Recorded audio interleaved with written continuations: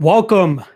I am your host, Manpreet, aka MMA Lock of the Night, and your boy on Twitter at MMALOTN. Joining me as always, we got my guy Cody Saftik. You can find him on Twitter at CJ Saftik. And we are here propping you up for the big UFC 257 headline by Conor McGregor and Dustin Poirier. And we got a ton of great other fights on there, not to mention the debut of Mr. Michael Chandler, aka Mr. Bellator, as I used to call him. Cody, what's going on? You pumped? We got the third fight in, 7-8 days?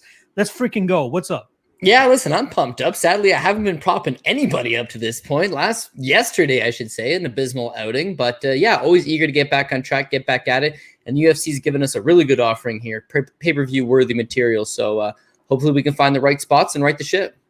For sure. I can't wait to get this going. And I always want to remind you guys, if you guys have any questions that you want to drop, I'm always watching the comments section, making sure I can get you guys involved. So make sure you guys drop some good questions whenever we're going over a specific matchup.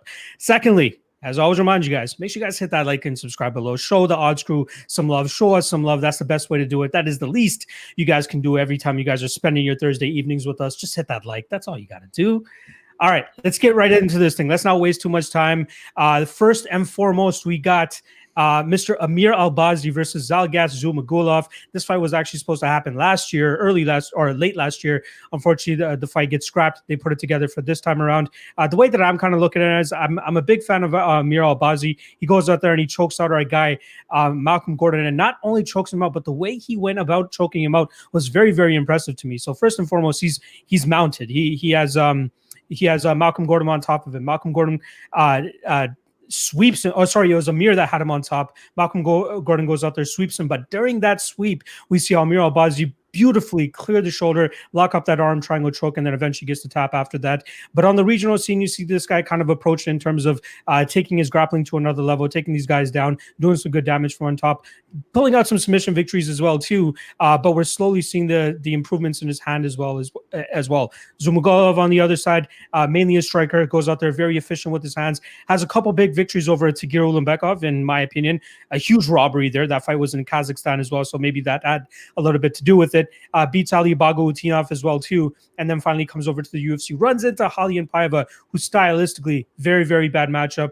I'm liking Amir Albazi here. I think he can go out there and implement his wrestling game, implement his grappling, get Zhumagulov down over and over again, who has shown an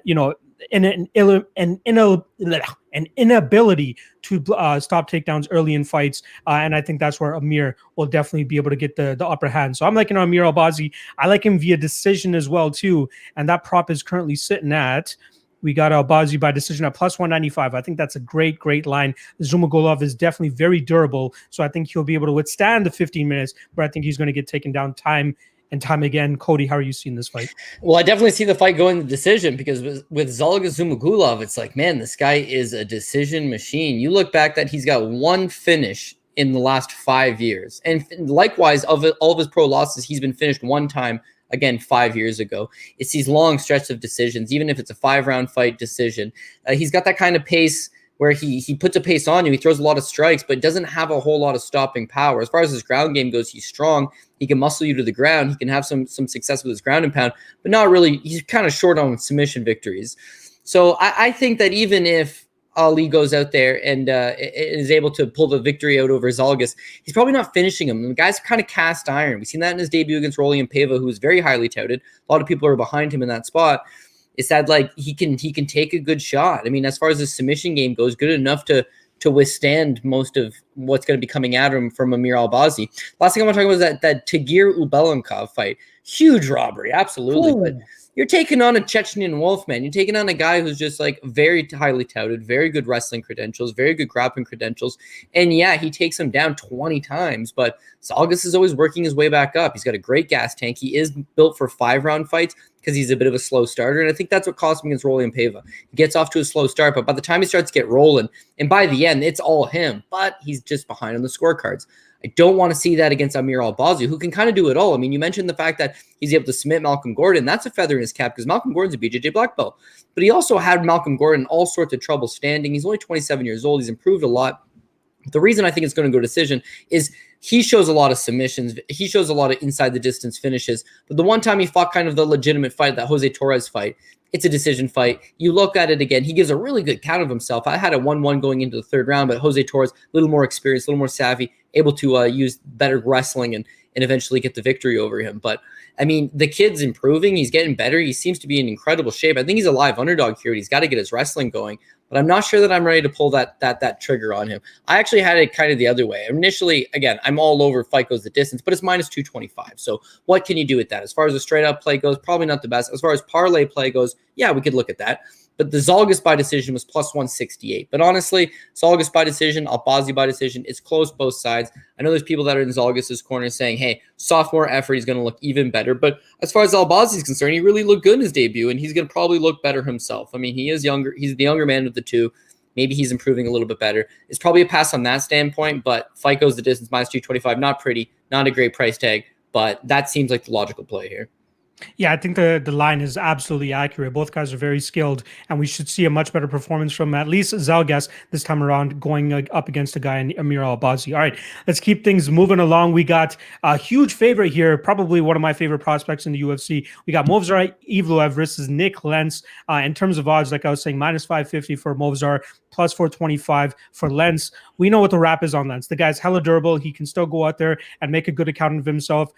Most notably, he beat Scott Holtzman in a fight that not a lot of people thought that he was going to be able to spring the upset. Goes out there, grinds Holtzman up against the cage, lands a couple of takedowns, and even showcases that he has a little bit of power in his hands. Speaking of power, he goes out there and knocks out Gray Maynard, but again, in 2019, 2018, probably not the greatest thing to write home about, but beautiful hands followed up by a beautiful kick, which absolutely takes Gray Maynard off of his feet, and he follows up with some great ground and pound there. But as of late, it's a little bit harder for him to really string together any victories, and I find it a little bit difficult to see how he beats Movsar Evloev here. However, we've seen some takedown defense deficiencies from Evloev, though he does manage to work his way back to his feet.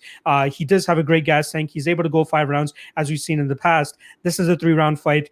The thing with Evloev is we're seeing a great we're seeing a great progression from him in terms of his hands. His striking is getting much better. He's doing great work over there with Tiger Muay Thai. There's a couple of pieces of footage out there on YouTube of him training with Piotr Jan, and you see them kind of just going back and forth at each other, which is great to see for sure. But now he's spending time down there at ATT. I'm pretty certain there has to be some issues with COVID, which is why he's choosing to go down to ATT.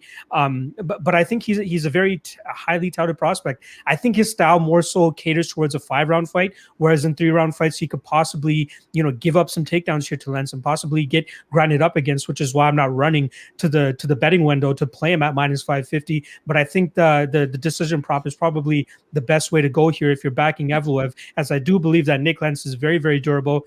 Charles Oliveira probably has something else to say about that, but we know that Oliveira is on a completely different stratosphere as of this point in time.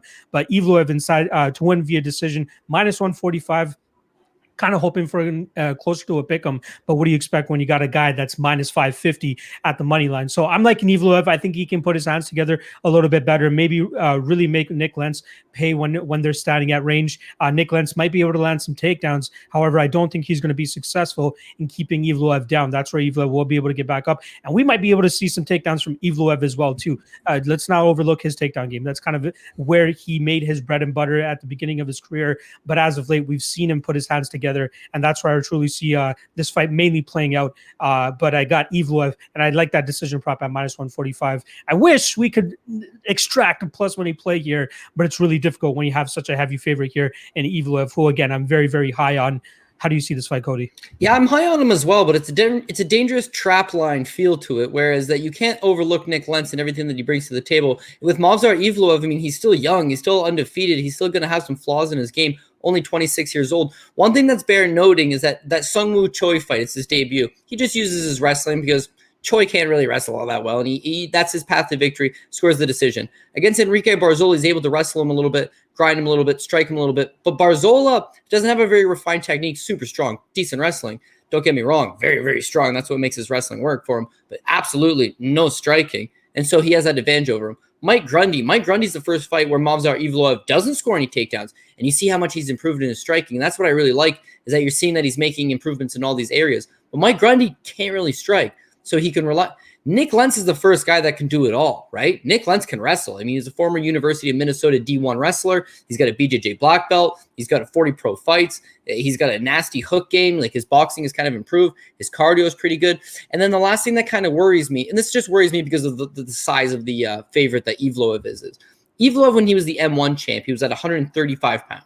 He comes to the UFC and he's at 145 pounds. And a couple of people are questioning, like, why is he up from 145? He doesn't look like a huge featherweight, but he makes it work for himself. He's 3-0 in the UFC against limited level of competition. Nick Lentz has fought some of the best guys in the entire sport. He's been around the game for a very long time. But on top of that, you talk about the two best performances he's had in recent memory, which would be, just because they're recently, it would be the Gray Maynard win and then the Scott Holtzman win. The Scott Holtzman win particularly because Holtzman was a shot, and he put one hell of a beating on Scott Holtzman.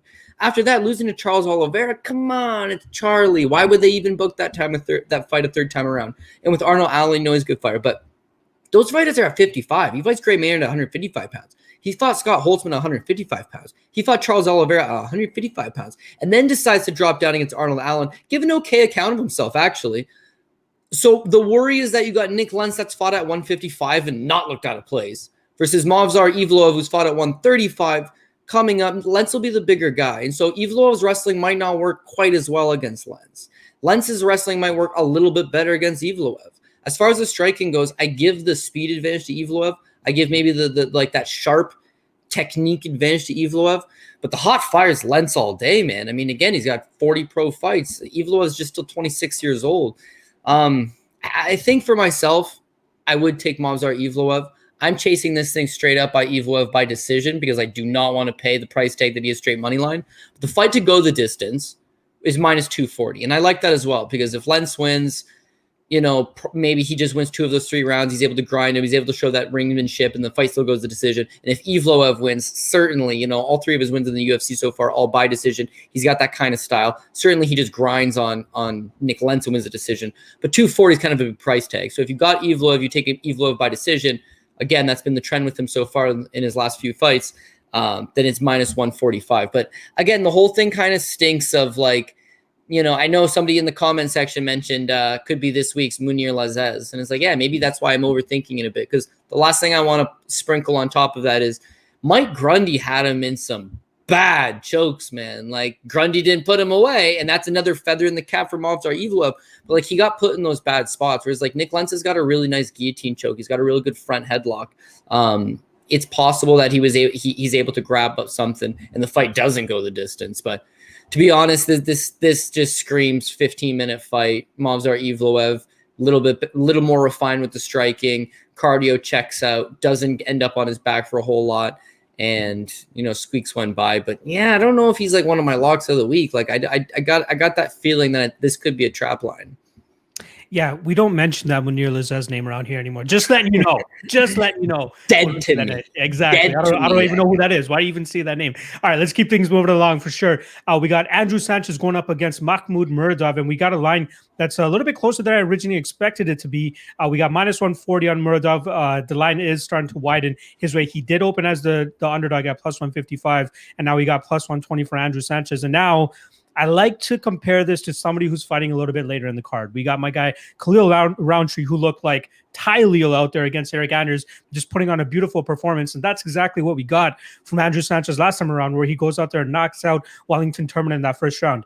Now, I'm sure if you asked every predictor that's ever predicted a UFC fight ever, they're not picking Andrew Sanchez to win that fight by KO. And that's exactly what he did that night against Wellington Turman. But the difference we saw compared to his last fights is that we saw confidence in him with his striking rather than just waiting to strike to eventually get that takedown. And I think that was the difference for Andrew Sanchez. We saw him come out there in a karate type style stance, bouncing up and down on his feet, going in and out with his strikes and throwing in combinations.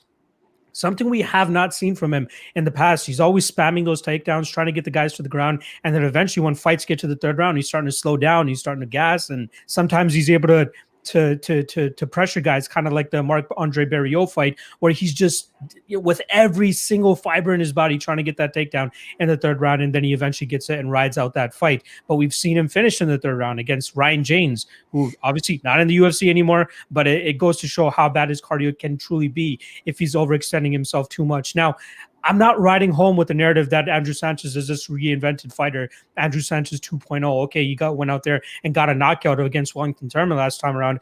But you brought this up, I believe it was the last episode or even the episode before, where people are riding home about Tanner Boser after knocking out Rafael Pessoa, saying this guy's a knockout fighter.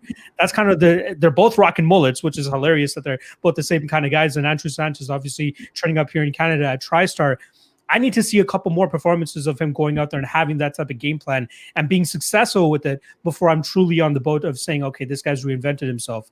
Now he's going up against Mahmoud Muradov, who great striker himself too. You know, the only guy to be signed to the Mayweather money team or whatever the hell it is, which is weird as hell that they'd pick some guy from Uzbekistan who doesn't even have an undefeated record. That's probably like criteria number one, I thought, for Floyd in terms of signing an MMA guy. But he shows great work on it in his boxing, great striking, moves in and out very well too.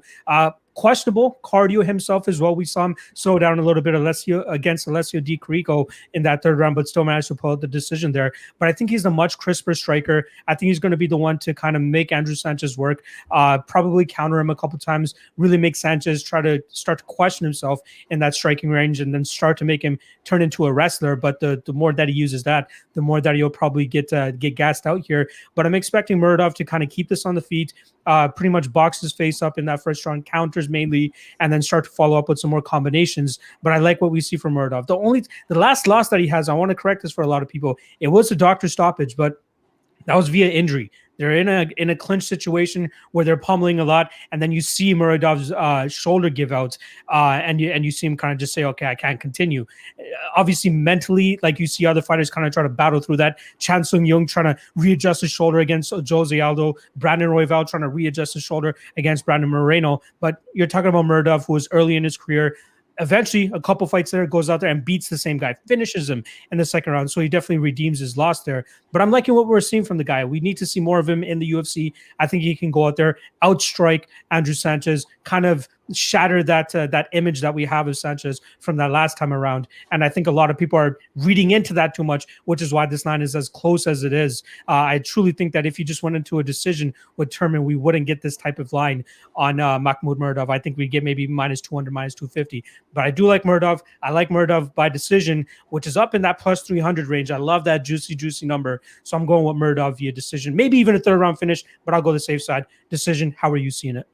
Yeah, I think with Mahmoud Muradov, I mean, it's a good move on Floyd's part, right? Because you bring in a guy like that, and Floyd is big on the bodyguards, right? He's got these guys, they're all muscled up, they're all, they look like bodybuilders. It's almost kind of like laughable, guys from the Jersey Shore. That's usually Floyd's entourage of bodyguards. So one, you need someone in there who can actually fight. And two, every circle of bodyguards, every security team means that like shady-ish, either Russian or Eastern European, in this case, Uzbekistanian guy who's just like, when you get into a fight, it's just like, man, I kick your ass, man, I kick your ass. And that guy be like, my friend, walk away. And you're just like, oh shit, man. I want none of this guy.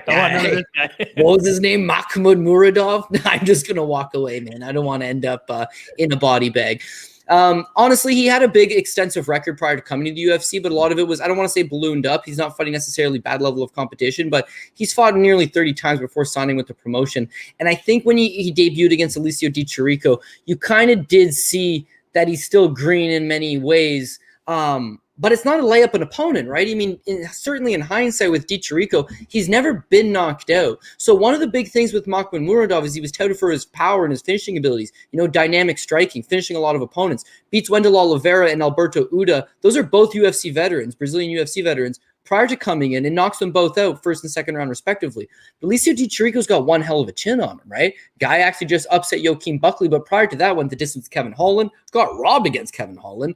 And outside of a Zach Cummings head kick, which didn't technically knock him out, the guy has just got cast iron durability. So Muradov wins that fight. He looks tired in that fight. But think about talent gap, right? You go from knocking out a bunch of guys on the Czech regional scene, on the European regional scene, some Brazilian UFC veterans not on the show no more, to now having to go a hard 3 rounds with a guy that's kind of nearing his prime. So that fight, it's like, okay, understandable. But to come back against Trevor Smith, now the cardio wasn't quite an issue. Now he followed through. In the third round, he seemed pretty good. Ends up knocking out Trevor Smith in the third round, lands almost 100 significant strikes. Wrestling seemed good. Strength seemed good. Cardio seemed like it was improving. He seemed like he was improving. Getting those 3 rounds against DiCirico helped him, and now you're seeing those advancements out of him. He was training in Las Vegas with Mayweather and all them. And, well, not with Mayweather, but he was in Las Vegas getting his training and training around that scene, improving.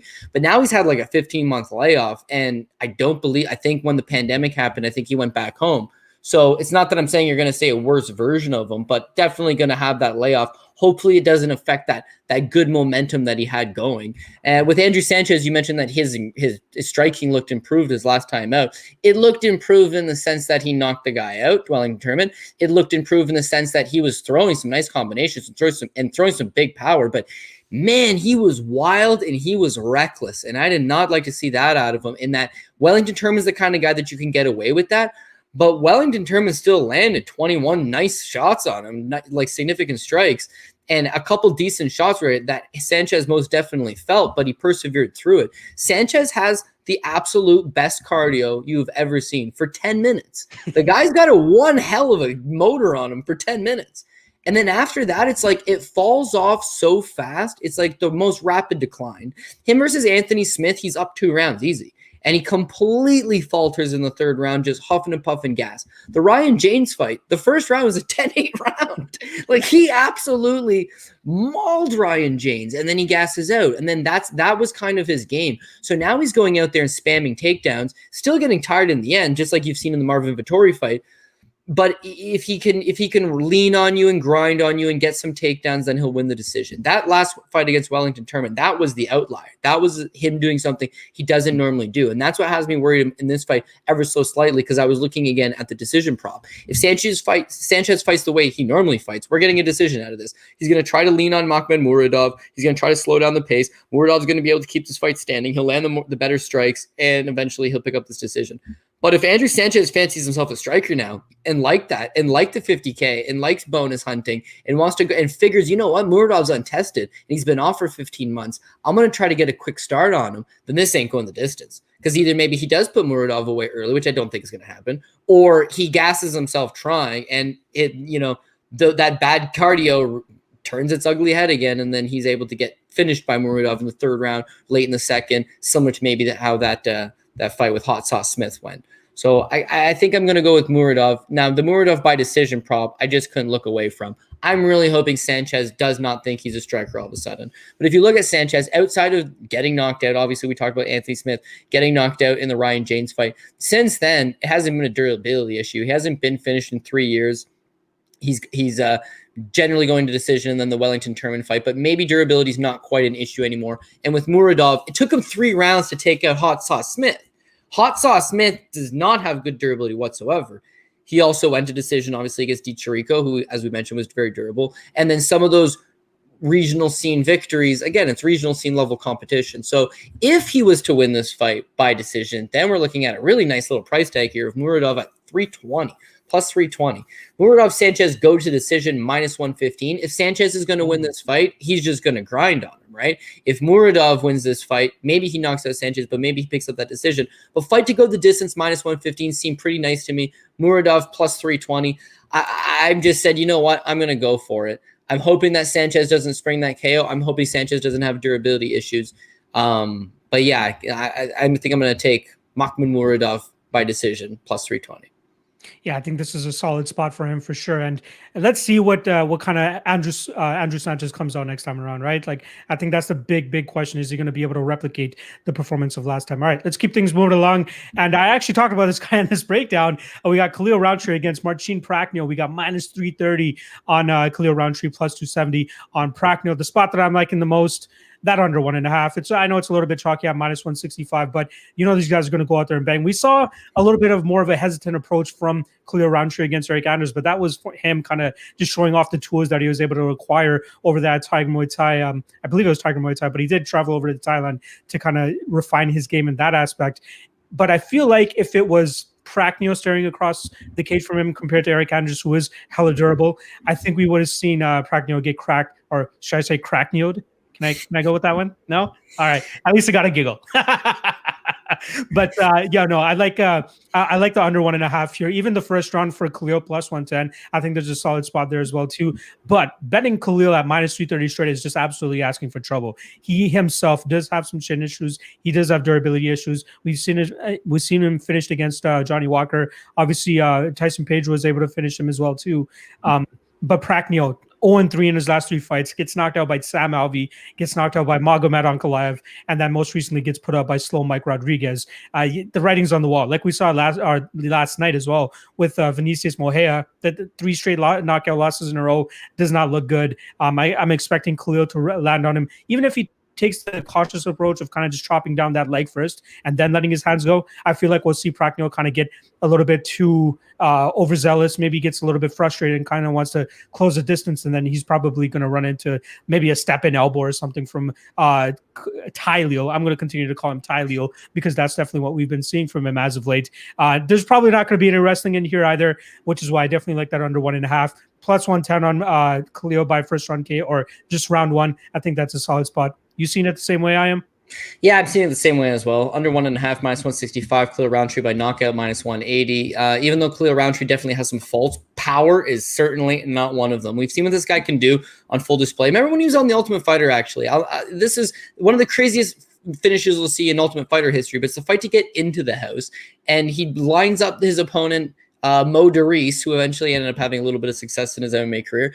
And it's like a body kick, like a soccer kick to the body from top position. It was like, oh, this guy is going to be one scary prospect. He's highly drafted into the house. He's one of the tournament favorites. And he fights Corey Hendricks, the unassuming white guy with no pro experience almost, right?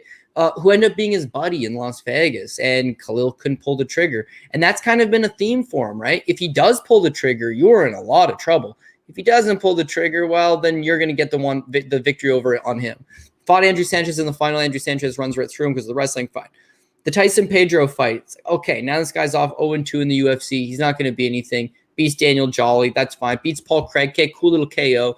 The Michael Omalanchuk fight, he lost. He looked awful. Cardio looked awful. He did not look good. He looked slow. He looked lethargic. They now bring him in to get killed by Gokhan Saki. And this is going to be sweet because we've got Gokhan Saki on one side, one of the greatest kickboxers in the last 10 years, let's say, a KO machine. And they're bringing in, the worn out version of Khalil Roundtree there to lose, essentially. And boy, oh boy, does he ever flip the script and KO Gokhan Saki. And it's like, man, this guy's for real. This guy's got the power. This guy can be something. And then the loss to Johnny Walker. Rebounds with the win over Eric Anders. Then loses to Ian Kudalaba. That was over a year ago. He actually announced his retirement after the fight, then rescinded it. Then he was linked to a heavyweight fight against Greg Hardy, which he backtracked on and was like, no, I'm not doing that. And now he's here. So because of the long layoff, because he had cardio issues, because he never really knew what version of him was going to show up, it does all make it like a little bit dangerous. But the UFC's given him quite essentially the perfect opponent to come back to because Marcin Pragnio doesn't figure to be one of these guys that can take a whole lot of damage. He's 0-3 in the UFC, all 3 of them by knockout, all 3 of them by knockout in the first round, and like varying knockouts as well. Sam Alvey dropped him flat. He got back up and then charged headfirst into the second shot that really put him out flat. It was like, oh man, bad ring IQ, right? The second one with Magomed Ankalaev, that's my boy, right? And Ankalaev puts the beating on him, but it happens in like 58 seconds. Like it's not like he had like any success whatsoever. And then the Mike Rodriguez fight, especially, it's like he just cut right through him. It's like, okay, we just saw yesterday, the Vinicius Moreira versus Ike Villanueva, right? And it was like, how much clearer could you see? And I know it's like, oh man, maybe Moreira is gonna show something. Like, if you can't take a punch to the face, you can't be a fighter. I'm sorry, and I'm not a fighter. You're not a fighter. We understand. We can't take punches to the face. If you can't take a shot, it's not going to go well for you. And that's kind of what you see from Pragnio. He's a traditional martial artist. You look at his stance, it's very much like Kyokushin karate. One of those guys that wears the gi and does the traditional shots to the body and, competed in little tournament style format. at a local dojo. But as far as like coming into the UFC and fighting top martial artists in the world, like it's not going to go great for you. Khalil Roundtree, when the pandemic happened, stayed in Thailand. He's been in Thailand at Tiger Muay Thai the entire time. He seems to be in pretty good shape.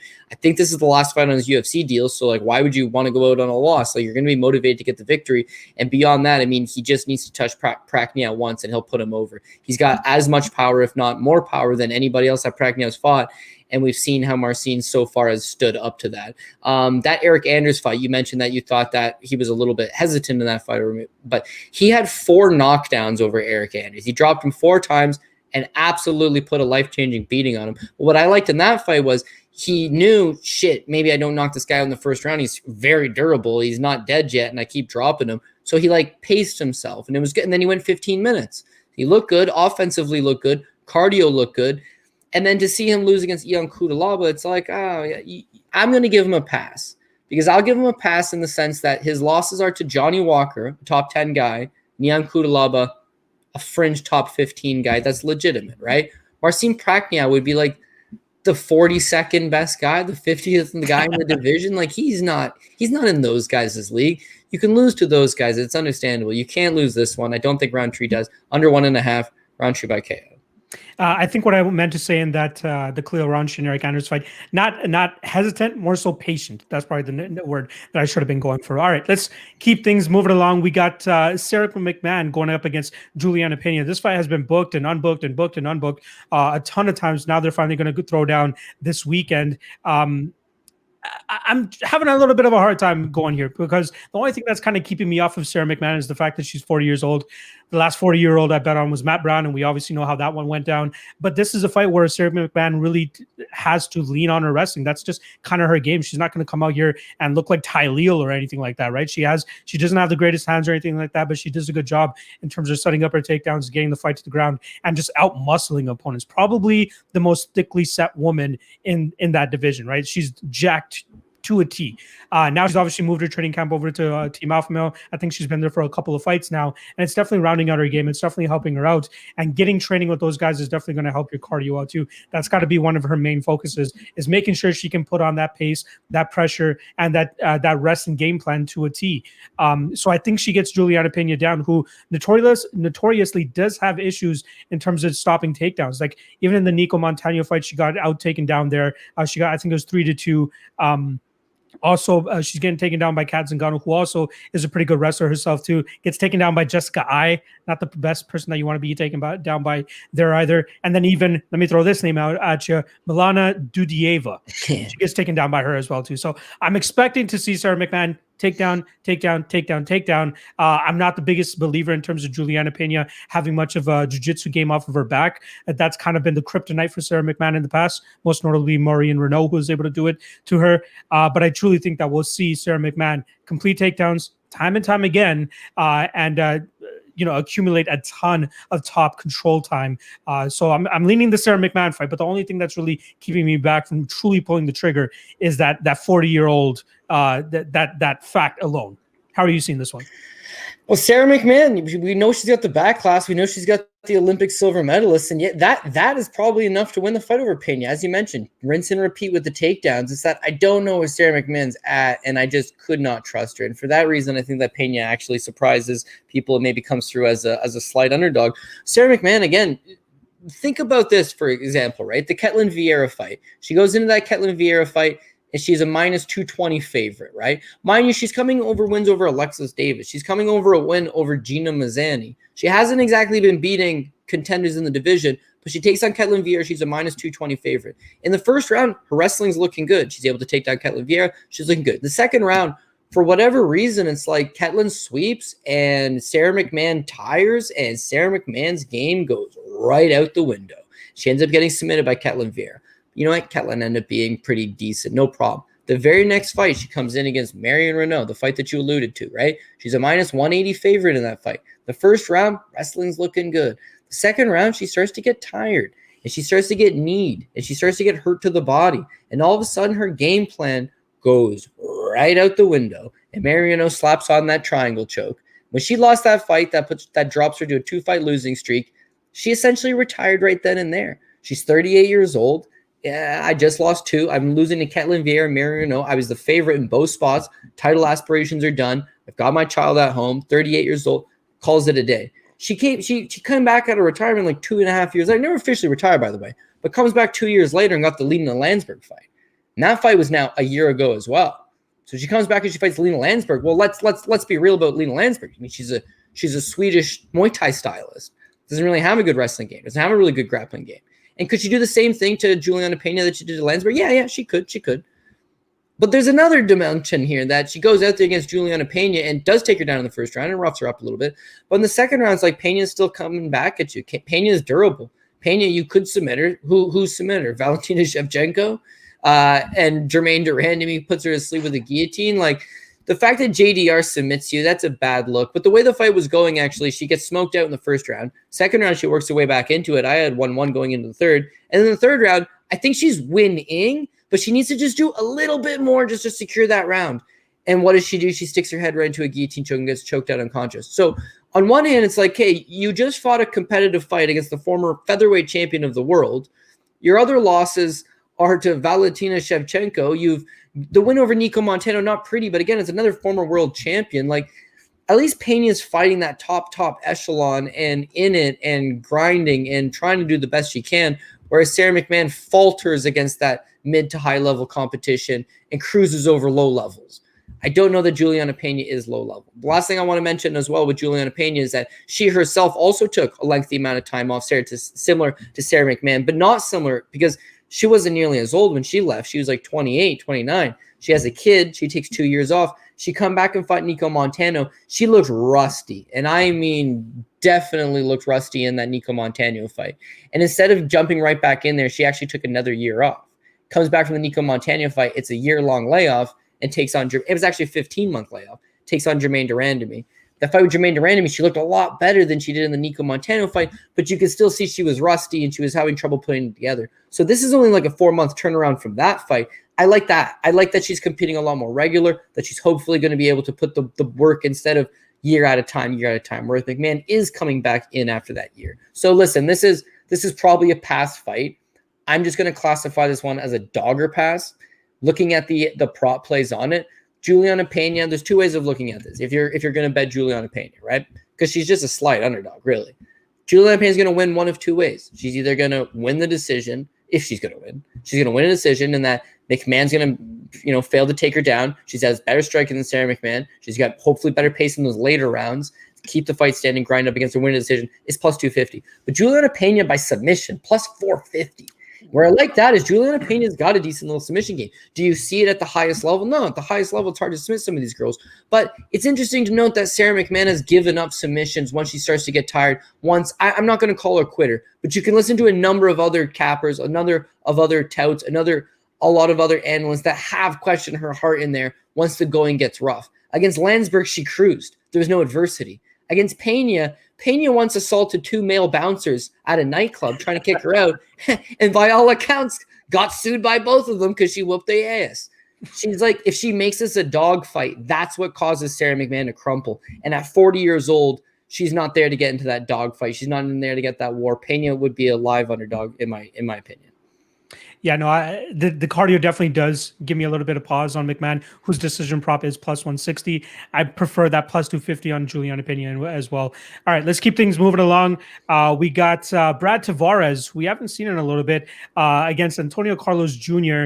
I had a little bit of a tough time at first trying to figure out what side I want to be going with. But then when you see that plus money beside Antonio Carlos Jr., it's a little bit intriguing for sure. So this, with Brad Tavares, I'm sure he's like, thank the Jesus that I don't have to go out there and fight a hot prospect. Last 2 fights, Israel Adesanya, middleweight dominant champion right now, and then Edmund Shabazian, who may have busted against Derek Brunson, but at that point in time was a very hot streaking prospect, and he gets head kicked to the moon via Edmund Shabazian's left foot. Now, breaking down this fight, you obviously got to take it as like a striker versus grappler. You got Brad Tavares, solid striking, good combinations, good efficiency with his striking as well. Antonio Carlos Jr. wants to get this fight to the ground pretty quickly. That fight against Uriah Hall was a tough one to watch because he was getting the positions that he wanted to get, but he was eating a lot of shots to get there. And we know the jab game of Uriah Hall is just out of this world. Probably one of the best jabs in the game for sure, outside of Calvin Kattar. But again, we don't speak about him either. Great jabbing game from Uriah Hall to keep Antonio Carlos Jr. on the outside, bust up that nose, make it a little bit harder for him to breathe. However, we still see Carlos Jr. that entire third round have the back of Uriah Hall, just unfortunately not able to get the rear naked choke. We see great awareness from Uriah Hall, keeping a 2-on-1, not allowing him to truly complete that rear naked choke. That was a split decision, but in terms of damage, that's the main thing that we score in these fights, and definitely the damage was coming from Uriah Hall, so I definitely think that he deserved the victory there. Here against Brad Tavares, I don't think he has as much pop or power on his shots as Uriah Hall did, and I think he's going to have a little bit more difficult of a time dealing with the grappling and the smothering nature of Antonio Carlos's game. Now, you want to go out there and possibly question the cardio of ACJ, but to be able to take that type of beating against Uriah Hall and still go out there, get this guy's back, and yeah, he was just chilling out, laying there in that third round, but to even maintain that position and still take some cardio. So I think he has the gas tank to go out there, push Brad Tavares up against the cage, bring him to the ground, and kind of just control him there. Not 100% sure if he'll be able to pull off the submission, because that's a great prop to chase if that's something you want to do. But the last time we saw Brad Tavares get choked out was to Court McGee over 11 years ago now, when they were both in the Ultimate Fighter. So I'm going to chalk it up to Brad Tavares has made some improvements there. ACJ, obviously very high-level jiu-jitsu guy, but his control is very high level as well too, and I think that's where he'll have the advantage here against Brad Tavares. So I think that we'll see Carlos Jr. go out there, smother Brad Tavares, not let him breathe. It's been a while as well since we've seen Brad Tavares come into the cage. It doesn't seem like he's making many improvements on a fight-to-fight basis, even though he's only 30. He's 33 years old. Antonio Carlos Jr., 30 years old. I'm going with the Carlos Jr. side via decision, plus 335. I like that number there, and that's the side that I'm going to be going with. How about you? It's hard to get a beat on this fight, really. I mean, it comes down to how good Brad Tavares' takedown defense is and how it'll check out from this fight. Antonio Carlos Jr., again, this is another fighter that looks very, very impressive for just small pockets of time in the fight. In the first round, he's able to get almost anybody down, and he's able to take the back on almost anybody. But if he doesn't submit you, it's like his game just completely falls apart. And this is looking at like old fights, like the Dan Kelly fight, a fight that he's clearly dominating early. He takes down Dan Kelly. He's looking for the submission. And then after that, his gas tank completely leaves him. But namely the last two fights as well. Against Ian Heinisch, he took down Ian Heinisch in the first round. He had Ian Heinisch in a lot of compromising positions in the first round. But once his game goes and his wrestling stops to work for him, his striking is just not all that good. 79-inch reach, massive reach on the guy. He just doesn't really put his striking together all that much. His big thing is he's physically imposing. He's able to get like a body lock takedown on you, take the back, put both hooks in, control. Like you said, even in the Uriah Hall fight, not having much success, still able to get on the back, right? He is a dangerous guy. He's able to take the back. With Brad Tavares, it's like you don't see him wrestle a ton in his fights because they normally book him against non-wrestlers. He himself is not actively trying to take these guys down. How good is his wrestling? He's been taken down plenty of times in his career, but they're all legitimate takedown guys, right? Last time he actually was taken down was Elias Theodorou 3 years ago, and every time Elias takes him down, he just gets back up. That was kind of Elias's game, right? Beyond that, Kale Magalesh gets him down once. He pops right back up. Tim Boetsch was a judo black belt at the time. That was 2014, right? That was when Tim Boetsch was actually still decent. Yoel Romero took him down 7 times. It's Yoel Romero. Those guys have been able to take him down, but Brad Tavares usually doesn't just get taken down and get suffocated. He usually gets taken down and is able to work his way back at some point. He does have the better striking than Antonio Carlos Jr. It's that I would say that pressure, aggression, takedown, overall control would probably go towards ACJ. But again, this just has the making of a close fight. If ACJ doesn't submit him, and he probably won't submit him, Brad Tavares has never been finished. You mentioned the Court McGee submission. I believe that's an exhibition, and it's a long time ago, right? So Brad Tavares has shown a lot of durability. He's been knocked out a few times, but I don't think Antonio Carlos Jr. is going to be one of those guys that goes out there and chin checks him. So we have a toss-up. Now, you haven't really seen both guys in a while. Antonio Carlos Jr. is another guy. He hasn't fought since 2019. He had all 2020 off. For him to jump back in there, he's still young, right? He's still only 31 years old. But for a guy that had cardio issues to begin with, you don't know how the year-long layoff plus is going to affect him, right? Is he going to come in here? Is he going to have a quick first round and then tire out? Well, that's what he was doing on full camps, non-pandemic situations. Now it could be a little bit different. And with Brad Tavares, he's full-time in Las Vegas. He's been in Las Vegas the last 10 years. You know he's going to be ready. You know he's got tons of bodies, tons of training partners getting him ready. It just seems like, maybe I would lean ever so slightly in what is probably another past fight towards Brad Tavares. Now, this fight to go the distance is minus 150. Brad Tavares to win by decision is plus 160. If you were going to take Brad Tavares, I think you take him by decision. I mean, he doesn't really have a ton of knockout power. I don't think he knocks out Antonio Carlos Jr. And as you've seen with Antonio Carlos Jr., he can lose fights, right? Ian Heinisch beat him up. Uriah Hall really busted him up, but he's taking damage from those guys. He's going to take the damage from Brad Tavares. So Brad Tavares doesn't get submitted from. This fight's going the distance. I actually like that. Minus 150. Nice price tag. Good prop that I like. But if you are going to back Brad Tavares, plus 160 for him by decision, definitely didn't seem too bad to me. So could I see Antonio Carlos Jr. winning? Absolutely. Again, this is a guy that looks really good for 5 minutes of the 15, right? If he can look good for 10 minutes of the 15, he's going to win this 2-1 because I don't think Tavares pulls that third round finish like other guys have. But I just got a feeling that outside of the first round, Brad will do the same thing that Heinisch did, and that's just like wear on him a little bit, keep the fight standing, put the combos on him, and eventually get that close-ish unanimous decision. All right, I like ACJ. My guy Cody likes Brad Tavares. I'm liking that we're having some differing picks here. Usually we're on the same side, but I'm glad that we get to see both sides of the coin here. All right, one of us has got to be right this time. Yeah, exactly right.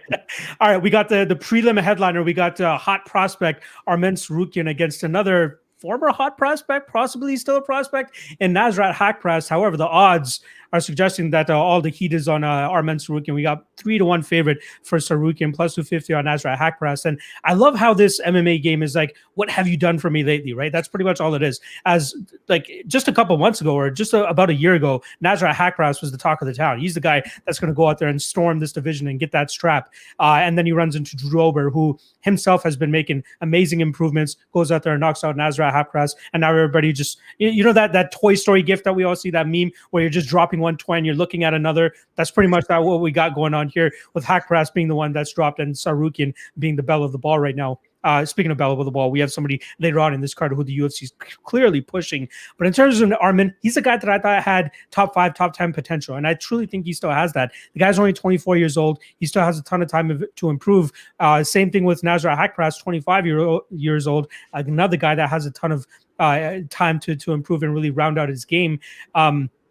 So with Nasrat, we've seen him obviously get knocked out by Drew Dober. Last time around, we saw him against Alex Munoz, who had a grapple-heavy game plan in mind, but was only able to pull off that one takedown in the first round, and then after that, gets absolutely whooped on the feet, pretty much going on to win a decision as Nasrat Haqparast. On the flip side, we see Armen Tsarukyan lose that first fight to Islam Makhachev, but makes a good account of himself there too, right? A lot of people, Makhachev going into that fight as a minus 320 favorite, but Armen showed that he can go out there and pretty much fight to the level of these guys. Then he goes out there against Olivier Aubin-Mercier, and that fight I think we saw a little bit of a chink in the armor of Armen, where when he's not able to get the takedown, sure, he looks comfortable on the feet and all that, but we know he definitely wants to be diving for those legs and getting this takedown. That's where he does his best game. Luckily for him, Olivier Aubin-Mercier thinks in that third round he can wrestle with him, tries to go for a takedown himself, and then ends up on his back, and we see Tsarukyan kind of hold that top position. I have a little bit of question marks regarding Tsarukyan's cardio, because it seems like he started to suck wind a little bit later in his fights against Davy Hamosh and even in the Aubin-Mercier fight. Because if Aubin didn't go for that takedown, who knows how that third round truly would have turned out. Now with Haqparast, obviously gave up 3 takedowns in his UFC debut against Marcin Held. Probably not the greatest wrestler, especially compared to a guy like Armen Tsarukyan. And in that amount of time, he's only managed up to give that 1 takedown to Alex Munoz in their last fight. But again, after that, very, very difficult for Munoz to close the distance and get around the hips of Tsarukyan. And Tsarukyan fights in that weird stance where it's kind of like hunched over, and it allows him to really extend on his punches and get the ultimate pop off of his shots. And that's where I think things always start to get difficult for Armen. I do not believe the line should be this wide. I think it's a little bit of a trap, as I believe that Haqparast is definitely going to have the advantage on the feet. We do see good things from Armen in terms of good combinations and a decent head kick, but I think he's going to be outgunned on the feet here, and he could possibly get kind of bullied on the feet as well by Haqparast if he maintains it or is able to maintain his distance. We could see Armen successful with the takedown in that first round, but I think the longer this fight goes, the more it's in Haqparast's favor. So I'm leaning the dog here. I like Haqparast. I think he could actually pull this off via decision as well too, which will obviously be a very juicy prop considering that he's a plus 250 dog. Haqparast via decision is currently at plus 525. Great line there. He could possibly be live for a knockout as well later in this fight, the more that Tsarukyan starts to gas himself out. And we got Haqparast round 3 plus 1700, if that's something that you guys want to follow as well. But I think Haqparast keeps us on the feet. I think he makes it a living hell for Armen on the feet as well too. And I think he's being absolutely overlooked since he got knocked out by Drew Dober. And I think people need to remember why Nasrat was the talk of the town before getting knocked out. So I like Nasrat. I like that decision prop. How are you seeing this one? Yeah, kids these days do not know how good they got it. When I was getting into MMA, prospect versus prospect was like Spencer Fisher versus Matt Lyman. And now you're getting Nasrat Haqparast versus Arman Tsarukyan. It is the future. A 25-year-old in Tsarukyan, 25-year-old in Nasrat Haqparast. You pretty much nailed it the same. It's definitely like that meme where it's like, I don't want to play with you anymore. It's like Nasrat was supposed to be the man. I mean, he's got great punch output, is very good technical boxing, good out of a southpaw stance, takedown defense working a lot better. This is a guy that made his UFC debut against Marcin Held and was expected to have no chance against Held, a former Bellator standout who had a really good reputation. And even though he lost that fight, he was taken down 3 times, controlled on the ground from a far superior grappler. He was so young, and it was like, damn, this guy actually didn't look terrible in a loss. Since then, you've seen the improvements. Since then, you've seen him getting better. He actually came to Montreal. He's been spending a lot of time at TriStar, improving his skills. But then he runs into Drew Dober, and he's a minus 350 favorite over Drew Dober. So it's not that he just lost. It's not that he just lost by KO. It's not that he just lost by KO in the first round. It's that he lost by KO in the first round as a big sizable favorite. And that just caused a lot of people to maybe think, maybe not chin issue, but just busted prospect. I'd lost money on him. I don't really want to put, him as a sizable favorite against anybody. The Alex Munoz fight, well, he's expected to beat Munoz. He's coming off that first loss. It's a KO loss. How's he going to rebound from that? And I think he did well. I mean, he threw something like 270 strikes in that fight, landing over 100 of them.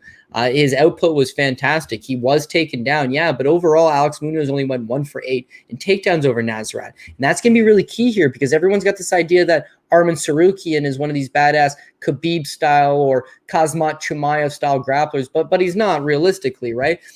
When he was matched up against one of those type guys in Islam Makhachev, such a tough fight for like a 22-year-old kid making his debut, by the way. But when he fought Makhachev, he was soundly taken down 4 times, 4-1, right?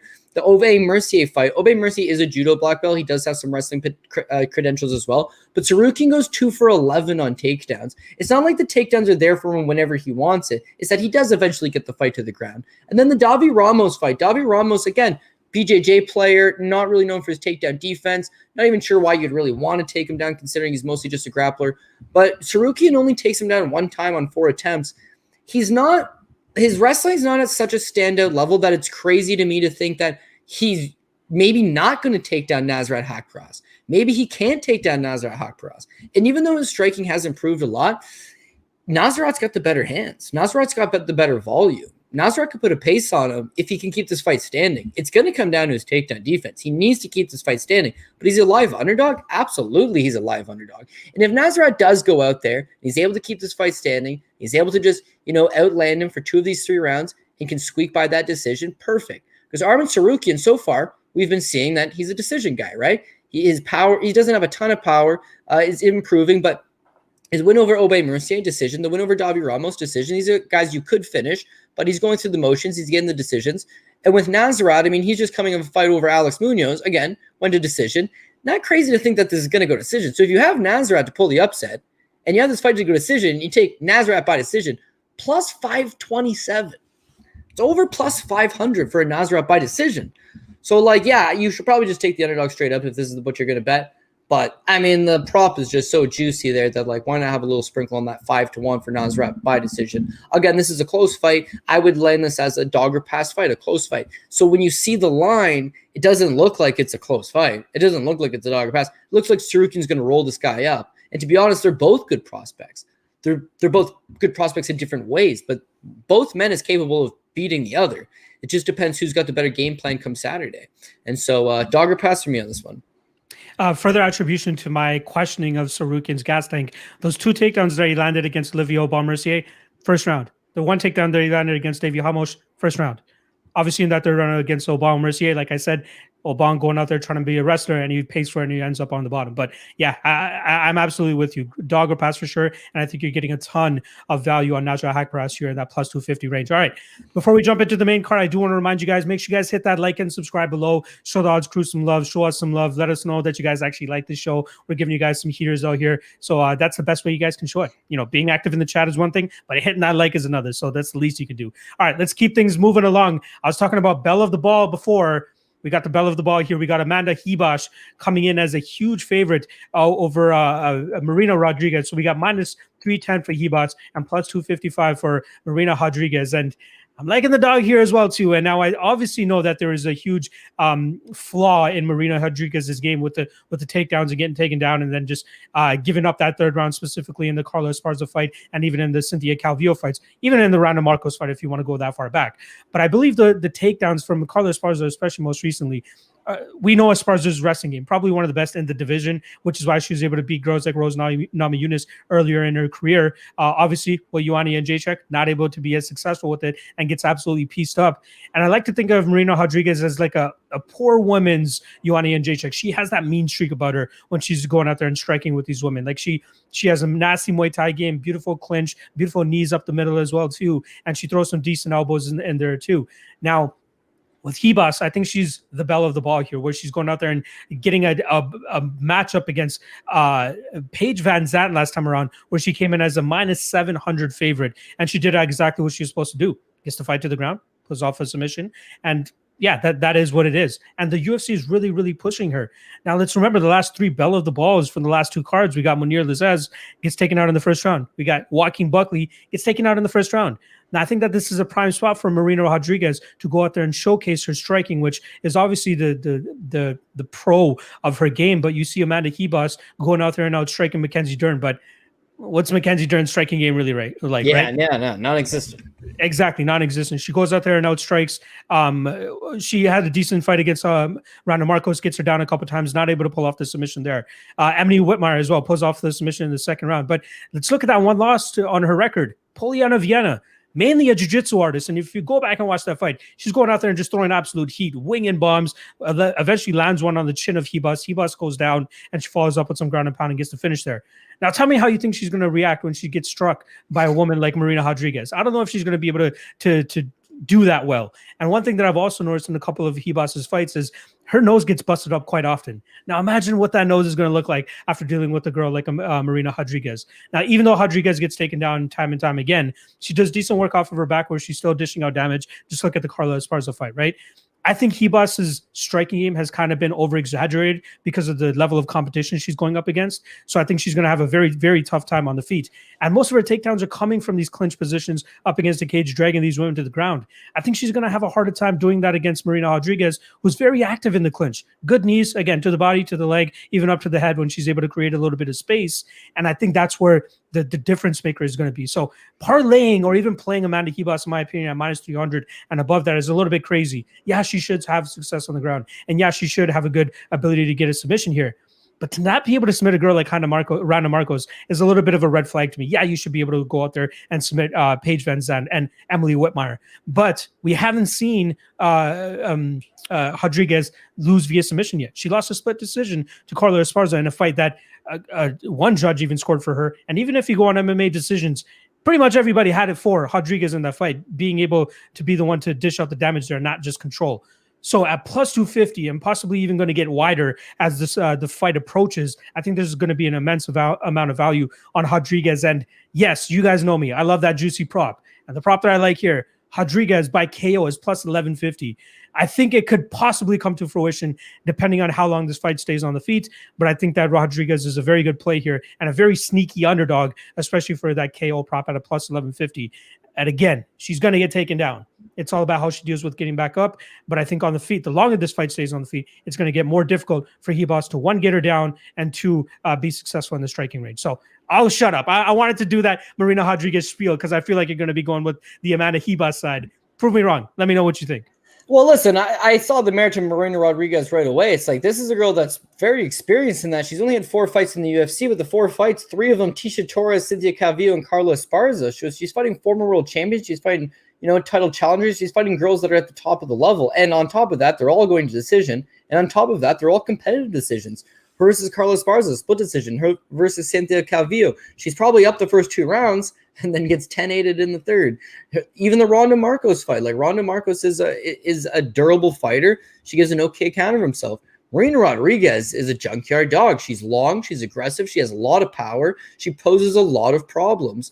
She's got a couple things going against her. Namely, first of all, like you said, belle of the ball. being Amanda Hebus, right? So Amanda Hebus gets matched up with Michelle Watterson in this spot, and that's a cool little sexy fight put on a main card. Michelle Watterson pulls out, Marina Rodriguez taking it late. And so where that's going to be a bit of a problem for her is that she hasn't got a great gas tank. You know, she can go out there and put it on you for the first 2 rounds, but as soon as she gets taken down, she doesn't fight well to get off her back. That's one thing I don't like about her. She wins all of these striking exchanges, but when they do take her down, she's so long, she's just kind of like flat on her back. She'll throw up elbows, she'll throw up some strikes, she'll try to make it grindy and greasy off her back, but she doesn't have the greatest get-up game. And whereas that could be a problem against Amanda Hebus, is that she's taking down every single opponent she's fought. She had 2 takedowns over Emily Whitmire, 2 takedowns over Mackenzie Dern. She took down Ronda Marcos, the takedown over Paige Van Zandt. So it's like she is scoring these takedowns. If she goes out there, she takes down Marina Rodriguez, then no doubt I think that she could be able to get a decision victory at the least. But see how it's like we're talking about, oh, you know, she beat Emily Whitmire and she beat Paige Van Zandt, and like Marina Rodriguez is fighting legitimate top 5 competition. She's taking on legitimate top 10 competition.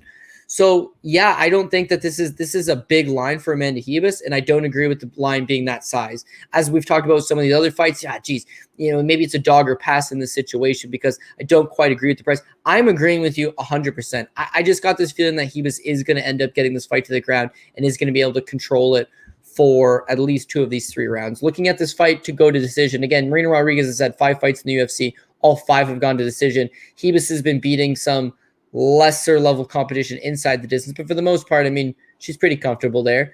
Fight to go the distance, was minus 185. Not a great price tag, but he was by decision plus 120. So I think that's kind of the way I was leaning. I can get plus money, still end up with the big favorite, but you can get plus money on it if you just say she's not going to finish Marina Rodriguez. And as you talked about, Marina's 5 fights in the UFC. All 5 have gone to decision. She's never been finished. She's very durable. She's fought in much better level of competition. She's always given a good counter herself. It's not crazy to think that Amanda's going to go out there and not slice right through her. So that's what I'm leaning, would be Amanda by a decision. The last thing I want to mention is going back to that Mackenzie Dern fight where it's like, yeah, you outstruck Mackenzie Dern. That's fine. What was more impressive to me is that her willingness to take Mackenzie Dern down when she wanted to. Who wants to grapple with Mackenzie Dern? Why would you play into her game plan? But it's like Hebus didn't care. She's a lifelong martial artist. She's been doing martial arts her entire life. She's also full-time out of American Top Team. If you check anything on social media, she's actually, Paige Van Zandt's apparently there right now too. Kind of weird considering she just mopped the floors with her. But it's like they're high up on her. They think that they got something special here. And Rodriguez is coming in on short notice. That's fighting an uphill battle. I agree with you. She's a live dog. But you were right in your assessment that I am going to make that pick, Amanda Hebus. Yeah, the one thing I do also want to touch on is Hebus when she fought Poliana Vienna. That was over 5 years ago. She did not look comfortable at all in the feet. But one thing that has come in those 5 years is she's definitely gained that confidence. But now we're actually seeing it tested against somebody else who's going to give her a little bit of a run for her money on the feet. And as the longer this fight stays on the feet, obviously it favors the dog here. All right, let's keep things moving along. We got Ottman Azaitar versus Matt Frevola. And we know what Ottman Azaitar's game is. This guy, 9 out of his 13 fights and wins have come in that first round. The guy goes out there and just bombs on you. Just ask Kama Worthy, who thought that was an early stoppage. Let's go back and look at that tape. You got face planted, buddy.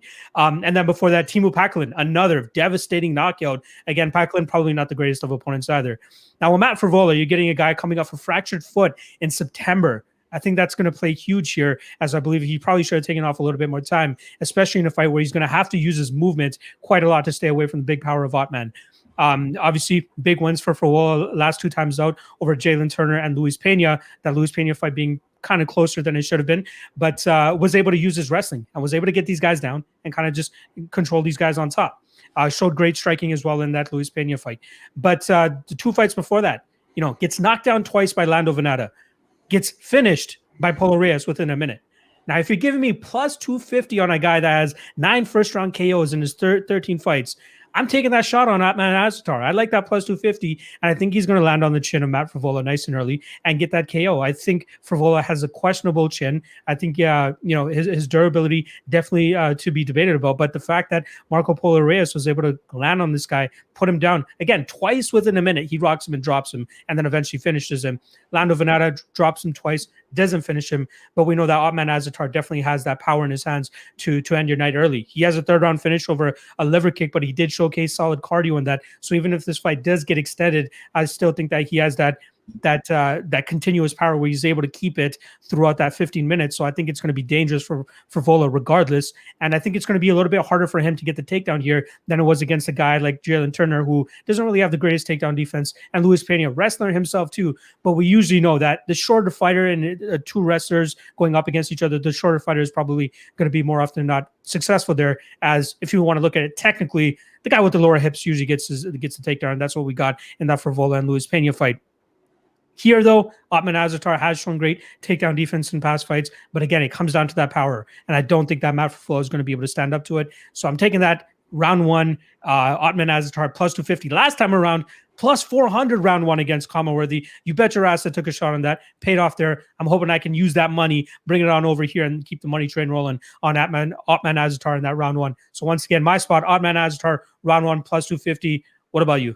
Talk me down. Yeah, no, listen, I agree. Otman Azatar so far has been a little money train for me. I mean, I've bet him both of his UFC starts so far, both times by KO, and he has delivered. You see him on the regional scene. It's like maybe he's a little reckless, maybe he's a little bit wild at times, but like he just throws these torpedoes from the hip side, and if they hit you, you crumple over. One thing I really liked about him as well is that some guys have turned out to be Louis Koski frauds, where they can go out there and throw for 3 to 4 minutes, and then that power leaves them completely. Some guys like Chaos Williams, certainly not a fraud at all, but maybe the power doesn't carry as much outside of the first round, right?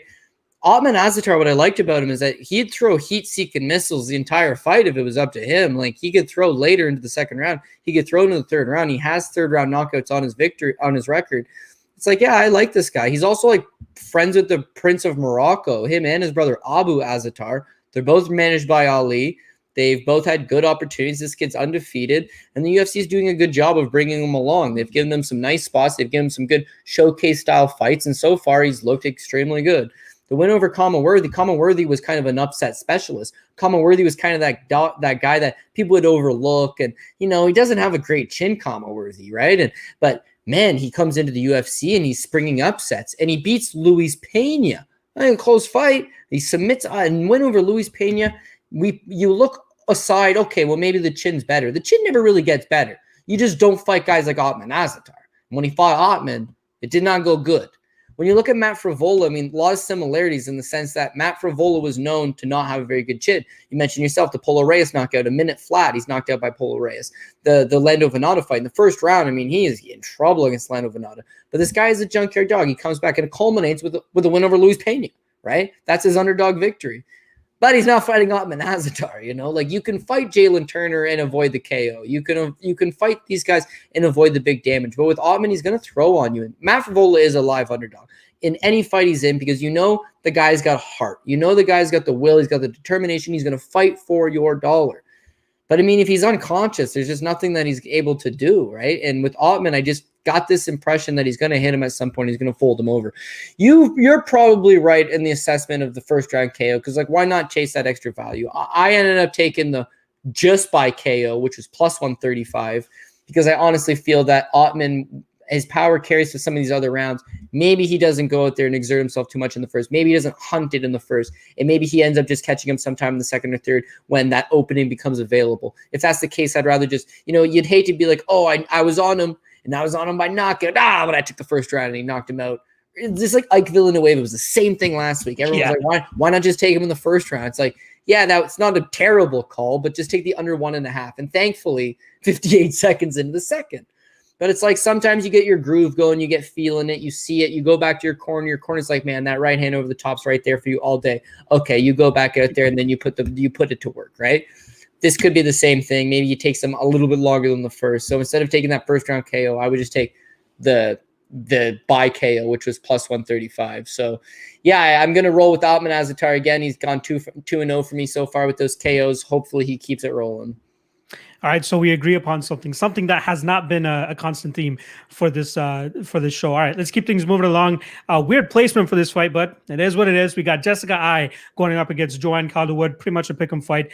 Jessica Eye, a very small underdog here. I think if you're betting on this fight, you're almost asking for trouble. It could go either way. Yeah, I mean, I think we're not going to see either of them get a finish. I think it's just going to mainly be a stand-up fight where we see them kind of just throwing combinations at each other. I think Joanne Calderwood could potentially throw out a little bit more volume because she does like to favor the kicks a little bit more than we see from Jessica Eye.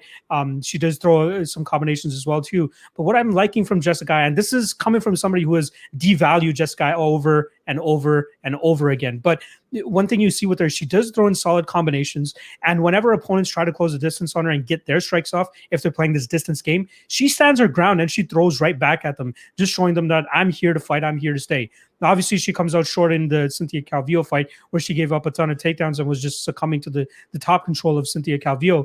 But in the Viviane Araujo fight, who had a great performance against Roxanne Modafferi last night, and she looks like an absolute beast.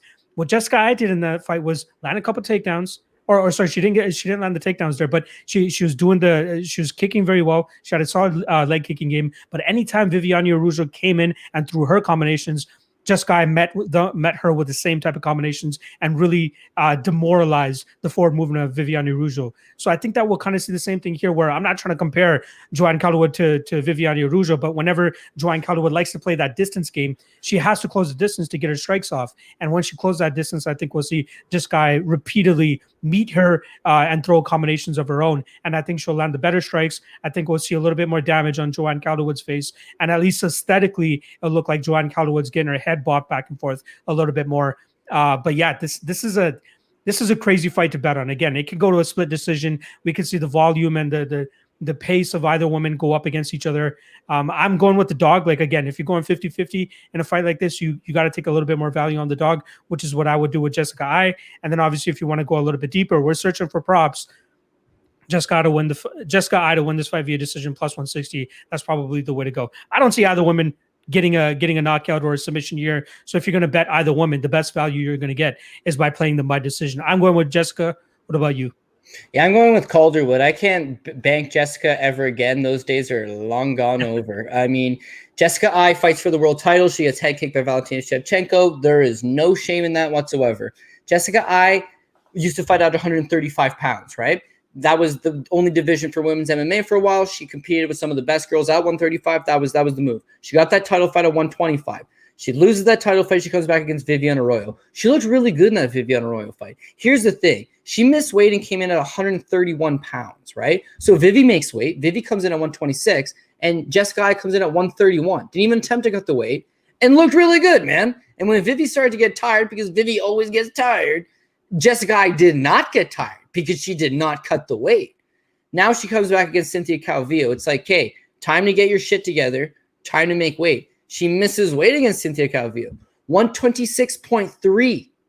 To miss weight by 0.3 of a pound, that's huge, man. That's huge. You don't want to give up 20% of your purse, maybe in some instances 30%. You don't want to drain yourself all the way to that level to say at 0.3 of a pound, nah, I'm not going to cut that. That means your body's shutting down. Your body's shutting down. The doctor goes, no more. You can't do it no more. So she bails out at 126.3, comes out there and proceeds to tire out and not look good. And if she was at 131, maybe she would have looked a lot better in that fight, and she would have been able to keep going against Cynthia Calvillo. But Cynthia put a pace on her, and her body was quite literally shutting down. You saw her on the scale. She looked awful. So now she's coming back in this fight. I would not bet her until I was to see her on the scales, because she's been battling the last two. She's only getting older. And people will say, oh, well, she's made the improvements. Has she? She fought for a world title, made weight in a world title fight.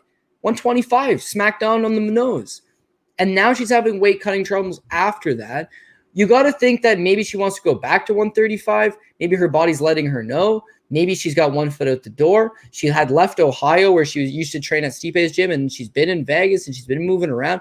There's a whole bunch of question marks. And those are not great question marks to have in a fight with Joanne Calderwood. Joanne Calderwood, the fight with Katlyn Chookagian, she loses, okay? Probably a bullshit decision. She outstrikes Katlyn Chookagian 112-82 and takes her down 3 times, and yet somehow lost the fight to Chookagian. Rebounds from that, beating Andrea Lee, outlanding Andrea Lee 101-61, all volume. And then it turns out, geez, Jennifer Maia, a little big, a little strong, a little too much for old JoJo Calderwood. Well, how good's Jennifer Maia? She gave a legitimate representation of herself against the greatest fighter to ever do it at 125 pounds. So Calderwood is looking good, and maybe the Maya fight not looking great, but outside of that, if she gets rolling, she's landing 120, 130 significant strikes on you, and I doesn't got that output. I doesn't have the cardio to go 100 for 100, and I doesn't have the wrestling to make this strictly a grappling match. So probably a pass, but I would go the other side. Fight goes the distance is like minus 325. Can't bet that. There's nothing that can be gained out of that. And I wouldn't parlay that with anything either.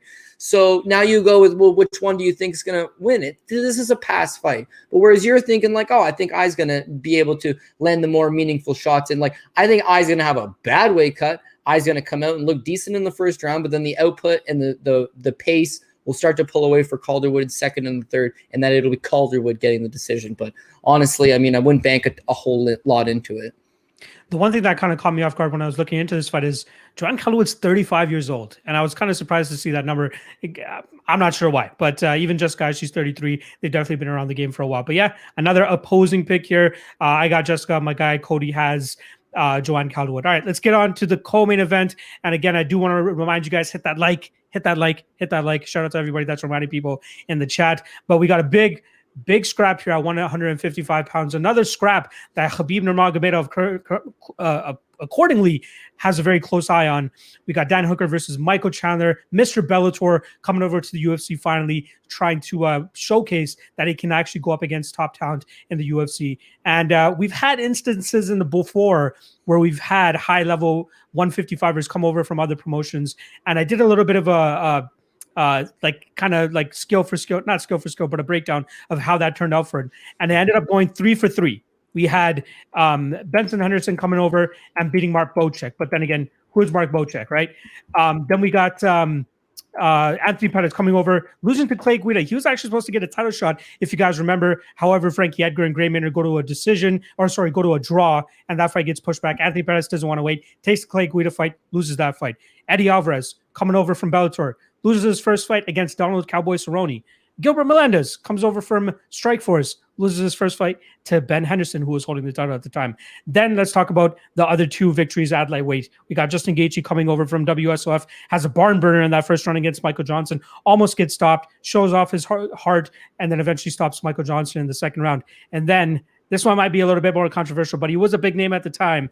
Will Brooks coming in, making his UFC debut against Ross Pearson, beats him via decision, but the name lackluster, yeah. But the name value difference there in terms of the guys that ended up winning against the guys that ended up losing. You got Clay Guida, Donald Cerrone, and Benson Henderson against Michael Johnson, Ross Pearson, Mark Bocek. I mean, obviously, clearly different levels of competition. Now, in my opinion, I think Dan Hooker falls into the Ben Henderson, the Donald Cowboy Cerrones, and the Clay Guidas in terms of level of competition that Michael Chandler has to go up against here. And I think that's going to be difficult for him to kind of, first of all, overcome that size difference. There's an obvious size difference. How Dan Hooker ever made 145 pounds, I have no idea. That guy is towering over people at 155 pounds as well, too. You're talking about 6 foot with a 75-inch reach. Michael Chandler, 5'8". He's going to be giving up 4 inches in terms of a height and then over 6 inches in terms of a reach as well. Last time we saw Michael Chandler lose was via pretty bad knockout to Patricio Pitbull Ferreira. But in that amount of time, he goes out there and knocks out Sidney Outlaw, mainly a jiu-jitsu guy. And then he goes out there and knocks out 2020 Ben Henderson. But what can you really take away from that? Dan Hooker, on the other hand, coming off a fight of the year contention against Dustin Poirier in a very back and forth fight. But eventually we see Poirier's onslaught be too much for Hooker. Before that, Paul Felder takes Dan Hooker to a decision, and we see Dan Hooker pull off the victory there. I just think the size difference is going to be a little bit too much. We've seen what Brent Primus was able to rock Michael Chandler with in their, I believe it was the second round, where he rocks him with this beautiful check left hook, which is kind of a move that Dan Hooker likes to implement more often than not. The kicking game is huge here for Dan Hooker as well. Obviously, the way for Michael Chandler to win this fight, in my opinion, is to go for the takedowns, but he has a lot to cover here with the takedowns. And I think Dan Hooker also has a very underrated jiu-jitsu game too. So I think that that's something that Michael Chandler is going to have to look after here. But I do like Dan Hooker to get the victory here. I think he also wins by KO too. I'm very much questioning the durability of Michael Chandler. I think he's going to eat something very nasty on the weigh-in. So Hooker to win by KO plus 215. I think that's the way that I'm going to be going. Even at minus 130, I think there's some solid value on Dan Hooker straight. So that's the way that I'm going. How do you see this fight? A good fight, man. I mean, there's been a Great lot of fight. anticipation for Michael Chandler to come over to the UFC. This is a guy that's gave a great account of himself over in Bellator for a long time, but maybe he's been giving a good account of himself in Bellator for a little bit too long. I mean, he's just about turning 35 years old. You see the wars that he's had in Bellator. Both fights with Eddie Alvarez. My Ooh. God. Especially the second one in terms of damage taken for Chandler. Brutal. His 2 fights with Will Brooks, especially the second one, brutal. He took a tremendous amount of damage. He rolled his ankle in the first Brett Primus fight and injured himself. The Patricio Pitbull Freite, Patricio's coming down from 145 to avenge Big Bro. And I mean, absolutely starches Michael Chandler. There has been issues in his career with durability. He has been knocked out. He has been finished. He has been put away. Even in these 5-round fights, or even in these fights where he's able to push a big pace. You mentioned the Brent Primus fight, but also the first Benson Henderson fight, where it's like he starts to tire, man, and he works so goddamn hard all the time that no doubt there's a lot of question marks. Is Michael Chandler the real deal? Is he a top-level guy, or is he going to be another one of these Bellator champions that comes over the UFC and fans out relative quickly, like Book's still out? I think I'm going to lean with Michael Chandler in this spot. Hopefully he's got the goods in this first fight. But with Dan Hooker, listen, he's got all the durability in the world, right? We question maybe Chandler doesn't have the durability. Hooker has all of it. I mean, you see the beatings that he's taken against Edson Barboza. You see the beating that was in that Paul Felder fight. You see the beating that was in that Dustin Poirier fight. The Felder fight and the Poirier fight, both going 5 rounds.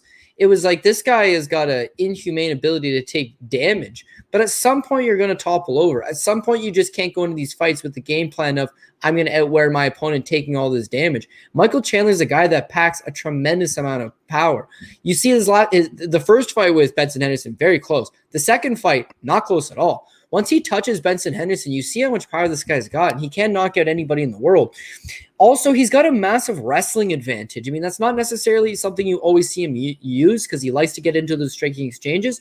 But coming out of Sanford MMA, he trains with all the best guys in the world in striking, but he's got that wrestling in his back pocket. There's tape of him wrestling with Kamaru Usman online, and it's sickening how unbelievably high level this stuff is.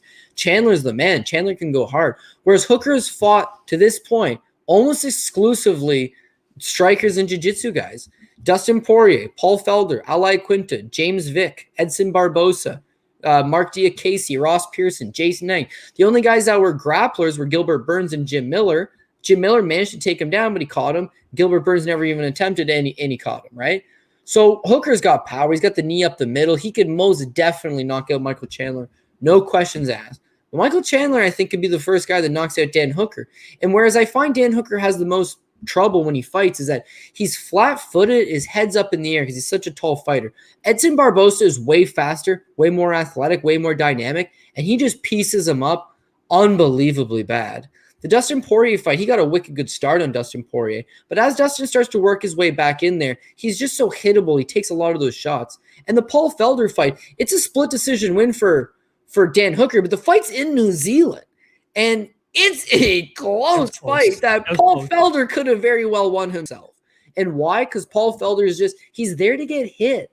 So no doubt he's going to take damage against Michael Chandler, and that's not a good look for him. And if Chandler's not a complete dummy, at some point he'll be like, you know what? Strike, strike, strike. Take this guy down. Put the beating on him. Try to put some pressure on him. It's only a 3-round fight, man. Put some pressure on this guy. And I would say, again, live underdog. Now, again, when you look at how much power he has and how hittable Hooker is, it's just a matter of time before somebody knocks Hooker out. And if Chandler's the first guy to do it, plus 560, they're begging you, man. They're just begging you. Take Michael Chandler. Now, Will Brooks looked awful in his debut against Ross Pearson, won a decision, and then never was a factor in the division since then. Recently lost to Gleison Tebow in Korea, and the promotion never even paid him. I know, sad times. But like Will Brooks has seen better days. He didn't fare in the UFC. Is Michael Chandler going to be that next guy? He couldn't even beat Brooke. But I honestly think that for 10 minutes, he's going to be a very dangerous man. And Hooker's just been taking a lot of punishment lately. So we'll have to see. This is going to be a really fun fight. Dan Hooker's always in these Fight of the Year candidates. And with Michael Chandler, he's going to go out on a shield. It'll be like kill or be killed. And if he gets the kill, plus 560 is just too much for me to look away from. Yeah, one stat that I didn't want to throw out before we move on. Dan Hooker moved up to 155 in June of 2017, and in that amount of time, there's 21 takedowns attempted against him. He only gave up 2, so he went 19 of 21 in terms of stopping takedowns. But then again, Michael Chandler is a different type of wrestler compared to what he's been going up against. So that's definitely a different caveat to throw in there. All right. Let's move on to the main event. We got 313 live viewers. Shout out to everybody that's joining us on this Thursday evening. If you haven't already, please hit that like below. That helps us way more than you guys will ever know. Trust me. Hit that like button. All right. Let's give you guys the goods. We got Conor McGregor making his return after dusting Donald Cowboy Cerrone pretty much exactly a year ago, going up against Dustin Poirier. This is a rematch of their fight from 2013, I believe, was UFC 178, where we saw Conor McGregor knock him out in the first round.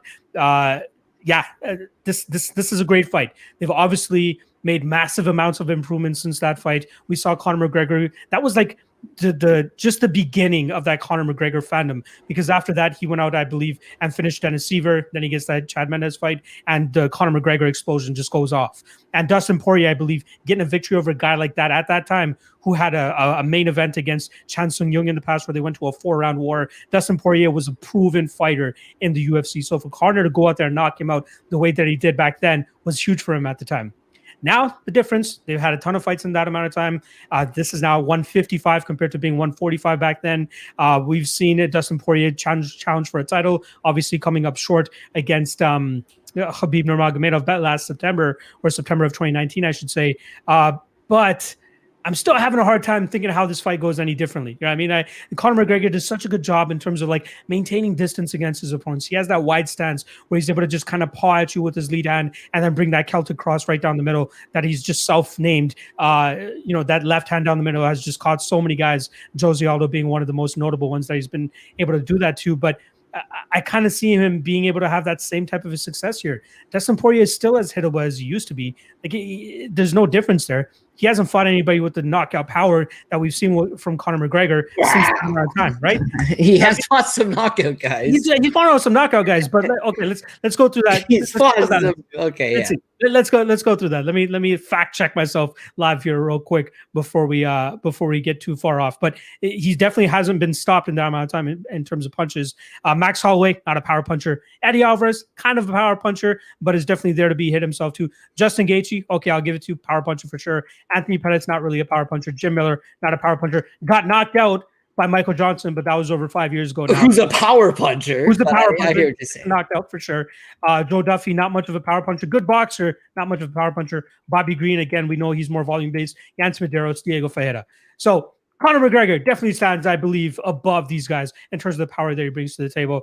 My only issue with betting Conor at minus 310 is he just doesn't fight often enough. You know what I mean? Yeah, he's enjoying his hundreds of millions of dollars, and I'm sure he's training all the time, always teasing that he's going to have a boxing match against Manny Pacquiao or have a rematch against Floyd Mayweather. But I'm just so concerned with like the lack of experience that he has in the cage, especially against a guy like Dustin Poirier, who's been in there time and time again, going to wars against guys like Max Holloway, going to wars against guys like Dan Hooker. You know what I mean? But what happens when you introduce that Conor McGregor power and that precision that he has? Like he just waits. He's a very patient fighter. He throws good kicks in there too, good spinning kicks to kind of maintain his distance and keep you at bay. And then when he wants to unload that Celtic cross, he's able to do so and land on the chin of these guys. Now, the fan in me really wants Dustin Poirier to win this fight. I want him to go out there and spring the upset, shatter the aura that we have against Conor McGregor. But it's really hard for me to see unless he gets this fight stretched out into third, fourth, and fifth rounds. We've seen Poirier in the fifth rounds and fourth rounds. And on all 6 judges' scorecards in the 2 fights that he most recently went to the fifth round in, he was able to get the nod. Whereas Conor McGregor, we saw him in the 4th round against Khabib. Cardio looked decent up until the point he got taken down and then choked out. Then the only other 5th round we've seen him against was UFC 202 against Nate Diaz, where he dropped the 5th round. All 3 judges scored it for Nate Diaz. The 4th round, he actually won, but that was more so of him continuously moving, chopping down the leg of Nate Diaz and kind of pot-shotting him. I'm not sure if he'll be able to get away with that against Dustin Poirier later in these fights, where we see Poirier still going out there, throwing combinations, landing on these guys, maybe even landing a takedown here and there. You got to give the cardio edge to Dustin Poirier because it's proven. It's a fact. We see him in 4th and 5th rounds, and he wins those 4th and 5th rounds. Whereas Conor McGregor, he gets all of his work done nice and early, getting these guys out of there so we don't see his cardio tested later in fights. Obviously, he loses to Nate Diaz in the first fight because he thinks he can go out there and do what only Josh Thompson has been able to do, which is knock out Nate Diaz. Wasn't able to do that. Gasses himself out, gets choked down in the second round. Second time around, we see him a little bit more measured in that approach. But I don't think he's going to be able to take a measured approach here and beat Dustin Poirier over 5 rounds. He needs to go out there and get this fight done within the first 2 rounds. Otherwise, I don't see much of a chance for him to pull out a decision. To be honest, I'm going to give Poirier the cardio advantage here. So in terms of a prop, Conor McGregor knockout -180, that's way too chalky for me, to be honest. It's probably the most likely outcome that a lot of people are going to be harping on, which is why it's so heavy there. McGregor round 1 +175, McGregor round 2 +350. Those would be the 2 angles that I'm going with if I'm picking McGregor to win here, which I am. In terms of actually betting it, probably not. Again, I just have too many concerns about his layoff. How are you seeing this fight? Yeah, listen, what makes Conor McGregor so unique is that, yeah, he's got the skill and he's got the precision, he's got the accuracy, but he is a smart guy. And prior to coming to the UFC, you saw that the game plans were always really good. It's really advanced. The Jose Aldo knockout is a prime example. It's like the whole sequence is looped, like touch, wait, go. He goes, pull, bang, counter. Like the whole thing is just mesmerizing. When he fought Dustin Poirier the first time, you'll remember this. He's like, I'll knock this guy out in the first round. Everyone's like, you'll knock this guy out in the first round. He goes, I guarantee I'll knock this guy out in the first round. And then he proceeds to go out there and knock him out in the first round. He only lands 9 punches, and that's all it takes to take out Dustin Poirier. That's a long time ago. It's at 145 pounds. A lot changes, obviously, since then. But it's that he saw something right from that matchup that this guy's a slow starter. I'm a fast starter. I'll get off on him. He's loopy and he's wild and he's a little reckless and he's there to get hit. And whereas most guys say, oh, I'll give a punch to get a punch. It's like, you can't do that against Conor. Nate ended up being the kryptonite down the road. That could be that. But Nate's got one of the greatest chins of all time. He has been knocked out one single time in his entire career. It was Josh Thompson. You nailed it your best. It's a head kick, flush, right in the head. The ref stops it. It is a knockout loss. But it's like he's up. He's up. His brain is like shut off and his body's still moving around. He's like a zombie. It's like, oh my God. Like Nate Diaz has the crazy ability to take damage. Conor couldn't put him down. But all these other guys, it doesn't take too many. And so let's just talk about that quick. It took 9 punches to knock out Dustin Poirier. It took 64 to knock out Dennis Siver. It took 46 to knock out Chad Mendes. It took 5 to take out Jose Aldo. It took 32 to take out Eddie Alvarez. These are all less than 60 punches, less than 60 strikes. He's got the power, right? The reason why I'm talking so much about the numbers right now is that Dustin Poirier versus Dan Hooker. Dan Hooker hit him 99 significant strikes in the first 2 rounds. Hooker got tired after that. Hooker's output fell off to that. But Hooker landed 33 strikes in the first round and 66 significant strikes in the second. He had Dustin hurt. He had Dustin wobbled. Hooker's a non-wrestler. He took down Poirier 4 times. Poirier looked slow. And then when Hooker got tired, Poirier's got this thing right in his chest. And it's made of gold. And it just carries him through. You have to shut his lights off or he's going to keep coming at you. He is a blue-collar, hard-working man. But why I was getting at the numbers is he's not taking 99 shots from Conor McGregor. He could take them from Dan Hooker, sure. He could take them from some of those other guys he's been in some wars with, sure. But he's not taking that damage. He's not Nate Diaz, and it's the same thing. And with Conor, he says, you know what? I'll fight Donald Cerrone. Hey, I'll fight Donald Cerrone. He just fought Khabib. No shame in that. Both of them got beat up by Khabib. We won't even talk about those fights. He takes the Cerrone fight. And again, that's why it goes back to his intelligence. He knows Cerrone is a very slow starter. He takes some time to get going. There's openings. He's slow. There's openings. I can hit this guy. I'll knock this guy out in less than a minute. And he knocks him out in less than a minute. And the sequence is perfect. Every shot he throws is set up like he knows where Donald's going. Oh, dip the head, knee. Oh, dip the head, left hook. Everything is perfect on the money. It's just like he reads them so good.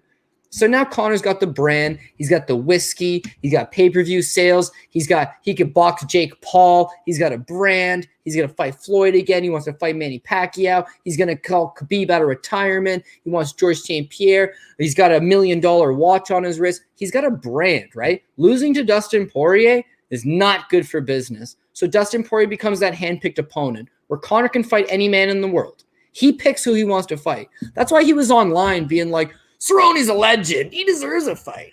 He tried to fight Diego Sanchez, right? And the UFC was like, come on. And he was like, okay. Won't fight Diego. would you give me Poirier again? They were like, yeah, we'll do that.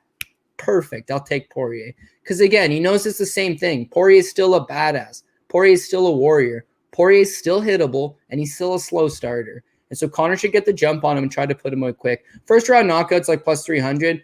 But he might be able to do it in the second round as well. Like, I hate always banking on first round knockouts, especially over a guy like Poirier, who is cast iron and who is a warrior and who will fight to the last breath.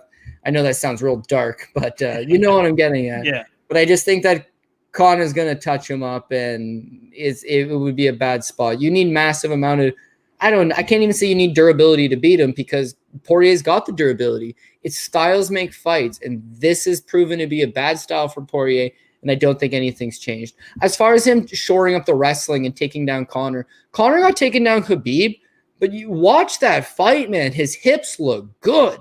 He's clearly been working on his wrestling. Anybody not Khabib probably doesn't. Well, Islam Makhachev, those guys get him down, right? But what I'm saying is I don't know that Poirier has a game plan of take him down consistently. And before he even gets those takedowns going, he's going to take some damage. And they don't take too much from the notorious one. So sign me up by Conor by KO in first or second round. Arguably, you could say Conor has given Khabib his stiffest test, like getting up as much as he has and stuffing as many takedowns as he has, and landing some decent damage as well too. But yeah, Khabib is just an absolute another monster, and I'm absolutely in agreement with you here. Conor takes this one probably first or second round knockout. There's really no other time than to do it now. We got our best bets coming up. I know you guys love this segment, so let's get this going, and then we'll get out of here. Again, just another reminder, we got 350 people in here. Make sure you guys hit that like and hit that subscribe if you haven't already. All right, let's get into our best bets. As always, I'll kick things off. My first best bet is going to be Ottman Azaitar, round one plus 250. I love that spot. Last time I cashed him at plus 400 against Khama Worthy. We're taking that chance once again, taking those winnings from that fight, bringing it on over here against Matt Frevola. So I'm taking Ottman Azaitar to take him out in round one at plus 250.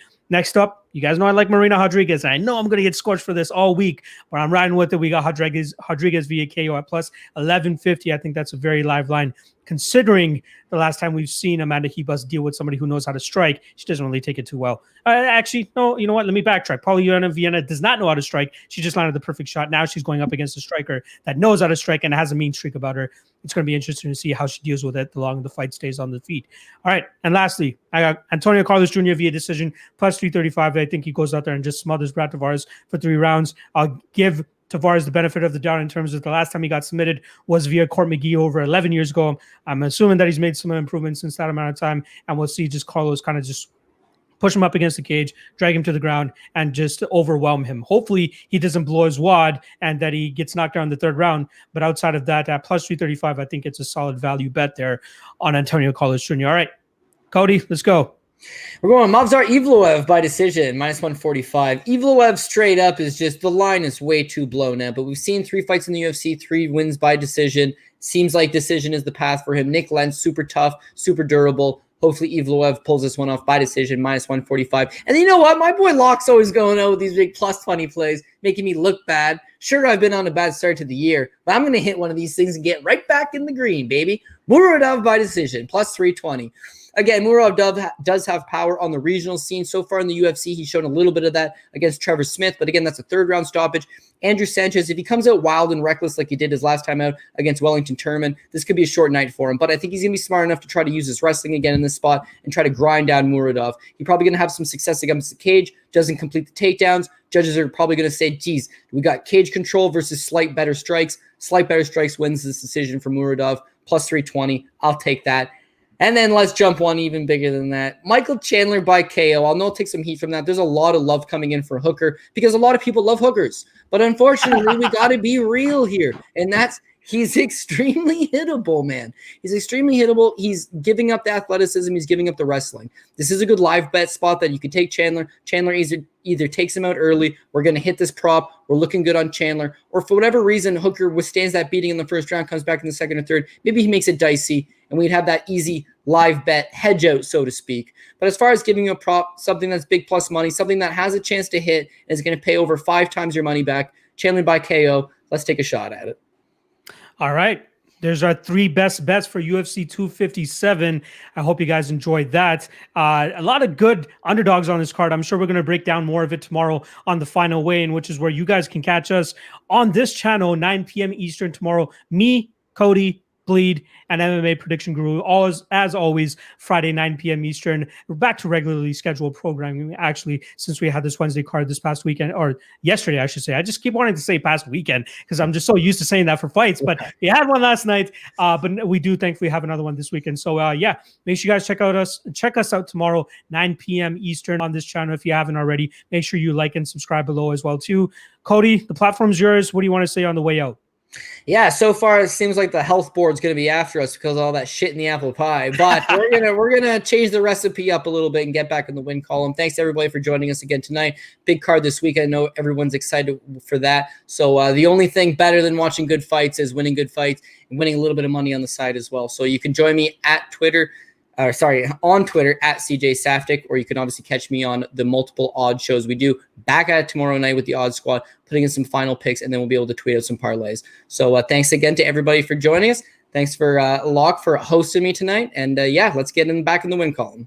As you guys know, you guys can find me at MMALOTN on Twitter, at MMALOTN on YouTube as well, too. And I'm trying to get my IG game going as well, too. So at MMALOTN on IG as well. All right, we'll catch you guys tomorrow, 9 p.m. Eastern. Again, the channel is right here. Odds, again, if you haven't subscribed yet, make sure you subscribe. And if you haven't hit that like as well. We'll see you guys tomorrow. And yeah, see you tomorrow.